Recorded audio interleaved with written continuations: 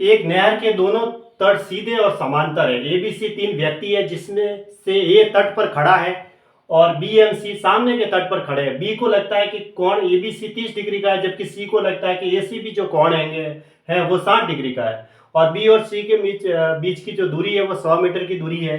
तो नहर की चौड़ाई कितनी है? एक नहर के दोनों तट सीधे और समांतर है। ठीक है, पहले तो दोनों तट है वो सीधे और समांतर है, ऐसे सीधे और समांतर है। ए बी सी तीन व्यक्ति है जिसमें से ए तट पर खड़ा है, ए जो है वो तट पर खड़ा है यहाँ, और बी और सी सामने के तट पर खड़े हैं। ठीक है, बी और सी सामने के तट पर खड़े हैं यहाँ पे। अब बी को क्या लगता है? ठीक है, बी को लगता है कि कोण ए बी सी 30 डिग्री का है। अब बी को लगता है तो 30 डिग्री का कोण बनाने के लिए फिर इसको ऐसा करना पड़ेगा, इस तरीके से, ताकि ये जो कोण होगा वो 30 डिग्री का होगा। ऐसा तो है नहीं कि यहाँ खड़ा कर देंगे तो ये तो 90 डिग्री का एंगल हो जाएगा।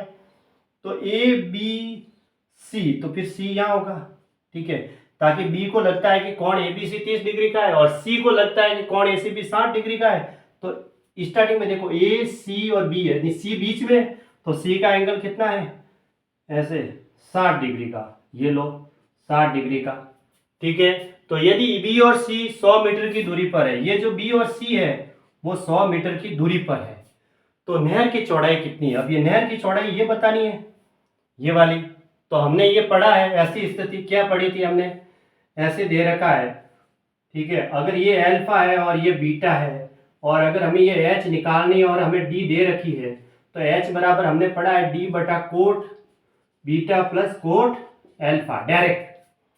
तो अब देखो ये एच निकालनी है, ये एच ही मान लो चौड़ाई। ठीक है, एच बराबर 100 बटा cot 60 degree plus cot 30 degree. अब सॉल्व कर दो, एच बराबर 100 बटा कॉट 60 की वैल्यू 1 बटा √3 और प्लस इसकी √3 है ना। तो देखो √3 को √3 से गुणा किया, 3 3 और 1 4, तो 100 बटा 4 हो गए। और ये √3 गुणा में ऊपर चला जाएगा, ये √3, 4 को इससे काटा तो कितना आया?